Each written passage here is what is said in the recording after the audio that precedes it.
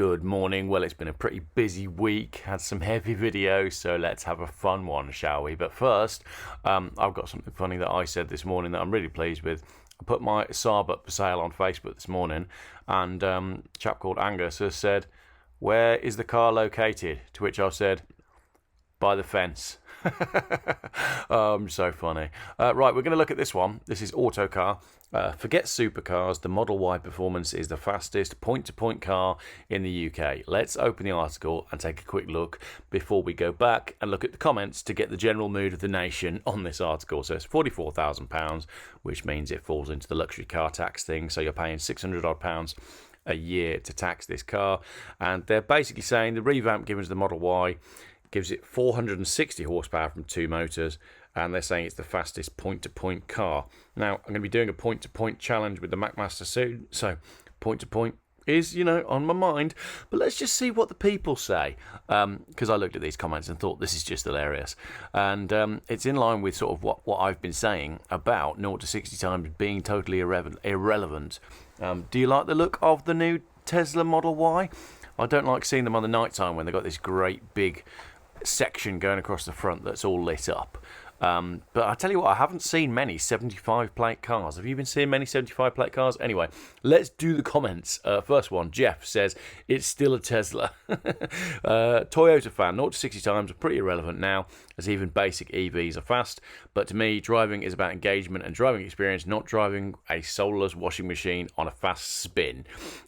Nick, unless the points are more than one battery full apart. Now, on the John O'Groats thing, Lee messaged me yesterday, elated, because he reckons he's just got 500 miles out of his Porsche Taycan. I reckon he's done the maths wrong, but if that Taycan works as well as he thinks it's going to, he could do John O'Groats on one charge if he plays his cars right. My car for the John O'Groats challenge should be arriving, well, any minute actually. I'm just waiting for the details as to when that car's going to turn up. I don't know when I'll reveal it to you, but it'll be interesting. What do you think? Can the Gen 2 Taycan beat an older diesel? And the diesel that I've bought is newer than I would normally buy. Mark, I'm only here for the petrol head tears, he says, because he's got a company car and he's driving. He was forced to have an EV. Martin says Musk and Tesla can do one.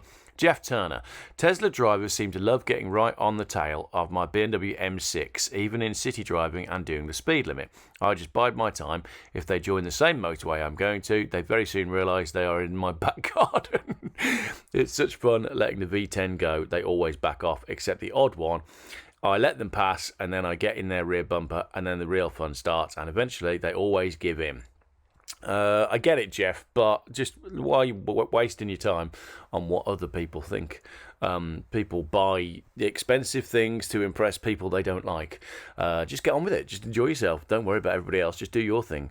Nick says, fastest point-to-point, sure thing. Let's see it in a race from London to Edinburgh against any Bogo diesel rep wagon. Funny you should say that, Nick, because that's pretty much exactly what the McMaster and I are going to be doing in the coming weeks. And Rudolph says, remember, it's a Musk swastika. That whole Elon Musk swastika thing was just ridiculous. I don't go in for all of that. Winston says it looks like a shoe. I can be on board with that. David would rather drive a Mark III Cortina. Martin just says it's a Tesla. Brian, don't we have a speed limit of 70 miles an hour, which I can guarantee most cars can do? This is a good point. And again, I said in my live feed yesterday, the McMaster says, "Oh, Geoff, you drive faster than me, so you'll be better." I can't get any more speeding tickets. I've had a number of letters through the post for, and maybe I'll do a video about this, ridiculous things. I keep getting caught driving my wife's car, which is not as bad as getting caught wearing your wife's pants, so that's okay. Rob, tell me you're paid by Tesla without telling me you're paid by Tesla. Well, they are. The advertising is what finances these magazines, and the companies doing the EVs are the ones that are doing the advertising. So yeah, they are. Sean says, unless you need to recharge, then a smart car will beat you. Good point. Stuart, I'd rather be in an old mine screaming its engine to hit 90 and be 30 minutes late than drive a Dodgem car. An old Mini, I think. But that is capturing that's the point, isn't it? You know, we don't mind being a little bit late if we're enjoying the drive a bit more. Murray says, fastest, there are speed limits and speed cameras, so what's the point? Cameras doesn't need to have an apostrophe there, Murray. Sorry to point that out, but my £50,000 of university debt says I am entitled to point out apostrophes when they're in the wrong place. Don't know why it's loading now. It seems to be loading more comments, but they're all basically the same. So whilst the internet does something really strange by processing all of these comments all at once, can I stop it? No. Let's do this article. This is from a really good website called Jalopnik that I quite like, from the USA.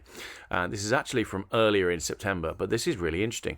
On the back of net zero and all that rubbish, and the fact that the planet is heating up, dark coloured cars can raise urban air temperatures by several degrees. Now, if you watched my BMW video the other day, you will know that it's now virtually impossible to buy a car in an interesting colour. And it could be that dark cars and boring fleets are driving climate change. Let's take a look. The adverse effects of human-caused climate change have really started taking a toll on communities across the globe. Debatable. 2024 was the hottest year on record, and several regions face more frequent and deadly flash floods, wildfires and storms than ever before. Yes, but they should probably stop messing with the weather. In order to combat these rising temperatures, some cities have resorted to painting black asphalt roadways with lighter coloured paint. I haven't heard of that. And we might want to start doing the same with our cars. A new study found dark coloured cars parked in urban areas can raise the air temperature by 3.5 Fahrenheit. Obviously, I'm from Britain, so I've got no idea how much a Fahrenheit is. Urban areas are already known to be hotter. So basically, if we could have lighter coloured cars, then we can have less net zero. Is that what this is saying? If you've ever plopped your butt down on a black leather seat that's been sitting in the sun, or scorched your fingers on a black steering wheel, you know how much heat dark coloured surfaces can retain. As a study coming out of Lisbon, Portugal finds, the same goes for the impact that cars have on the air. Brilliant! Can we ban black Range Rovers? I am so up for that. This is a net zero thing that I can get behind. No more black or dark grey Range Rovers. You are destroying the planet with your heat that is being generated with your £150,000 vehicle that you don't need. Sorry about the Range Rover rant. I can't help myself. I just can't stand them. Take the car-loving city in Los Angeles. There's 200 square miles of parking spaces, which is a lot of space for cars to inhabit. And if a lot of them are black, then yeah, that is going to change the heat of stuff. So here you have a Volkswagen ID Buzz with a white roof. I love the Volkswagen ID Buzz, but it 100% needs a petrol or a diesel engine. Maybe a petrol turbo. Maybe a petrol turbo hybrid, but not the hybrid in the way that we've been doing it. As you'll see from my chat with Richard from Challenge the Road, when that video goes up on Sunday, there is a different form of hybrid that is coming out. And in fact, let's tease it right now. It's the Xpeng E9, I think it was called. G9. Xpeng G9. Here you go, over here. Look at this. This is a different form of doing hybrid. And I say this, I'm teasing this because this will be mentioned on Sunday's video. This car has a ridiculous range. They're basically saying that we're doing it all wrong. Instead of having a petrol it's a range extender, essentially. So what you have is you have a powerful electric battery and then you have a petrol backup. Whereas what they've been doing when they've been making hybrids is they've been adding electric power to a petrol-powered car. But if you do it the other way round and you add petrol power to an electric-powered car, you can get significantly more range. So with this car, which is coming up at, I think, £40,000, they are saying there's one coming out. It's not this one because this says 336, but this has got 525 kilowatt charging, which is faster than you can find in the UK. However, there's a new version, and as you'll see from my chat with Richard, they're now talking about 900 miles range. So stuff is about to change. Anyway, that is Saturday. What car would you like to see me do the John O'Groats challenge in? Spoiler alert, it's on its way to me right now. And if you do want to buy this Saab that's been on the channel, I've put it up today at 1,200 quid this weekend because the John O'Groats car is coming. So enjoy your weekend. Not sure what content's going out because it's going to depend whether I get round to editing it. There's a great video with Tony coming up, but that needs a bit of editing, and that's really funny because I ran off halfway through the video to go and sort out a car, and I told Tony to entertain the crowd, and I've not edited it yet, so I don't actually know what he was doing the whole time I was gone. He said he was telling Jethro jokes, so that'd be quite amusing. And then there's this chat with Richard as well. And if I get around to it, I've done a video about AI car design and how it could actually save us from the future that we're currently destined to have. So that is Saturday from Geoff Buys Cars. Enjoy the rest of your day. Try not to get blown away because it is absolutely blowing a hoolie outside right now. Cheers for watching.